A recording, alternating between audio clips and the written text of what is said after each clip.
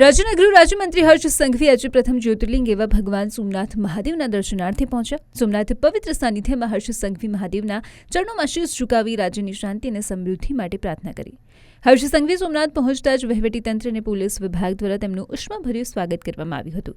Range IG અને જિલ્લા police વડા એટલે કે એસપીએ પુષ્પગુચ્છ આપીને મંત્રીશ્રીનું અભિવાદન કર્યું હતું। માત્ર પોલીસ અધિકારીઓ જ નહીં પણ જિલ્લા ભાજપ પ્રમુખ સહિતના સ્થાનિક પદાધિકારીઓ અને કાર્યકરો મોટી સંખ્યામાં તેમને આવકારવા ઉમટી પડ્યા હતા। સોમનાથ મંદિરમાં હર્ષ સંઘવી શાસ્ત્રોક્ત વિધિ વિધાન સાથે પૂજા અર્ચના કરી। મંત્રીશ્રીની આ મુલાકાતને લઈને મંદિર પરિસર અને આસપાસના વિસ્તારોમાં પણ સુરક્ષાનો ચુસ્ત બંદોબસ્ત ગોઠવી દેવામાં આવ્યો હતો। ગૃહમંત્રી હર્ષ સંઘવીજી પોતે પધારી અને પોતે પરિસ્થિતિનો ચિતાર મેળવી રહ્યા છે। થોડા દિવસની અંદર પીએમ નરેન્દ્ર મોદી સોમનાથ ખાતે પધારી રહ્યા છે, જેની આગામી તૈયારીઓને લઈ અને ગુજરાત રાજ્યના ગૃહમંત્રી હર્ષ સંઘવી આજે સ્થાનિક વહીવટી તંત્ર અને સ્થાનિક પોલીસ સાથે રાજકીય નેતાઓ સાથે અહીં જોવા મળી રહ્યા છે। આપ જે દ્રશ્ય જોઈ રહ્યા છો તેમાં સ્થાનિક સોમનાથ ટ્રસ્ટના ટ્રસ્ટીઓ સાથે અને સ્થાનિક વહીવટી તંત્ર સાથે તે જે રોડ ઉપરથી પીએમ પસાર થવાના છે તેનો પરિસ્થિતિનો ચિતાર મેળવી રહ્યા છે।